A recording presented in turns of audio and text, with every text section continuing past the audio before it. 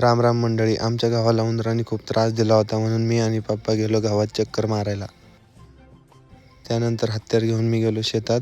शेतात जाऊन मका तोडून घेतली. मका तोडून झाल्यानंतर ओझं उचललं आणि निघालो घरी. रात्री मी गेलो होतो मालतीताई इनामदार यांच्या सांस्कृतिक कार्यक्रमाला, तुम्ही पाहू शकता.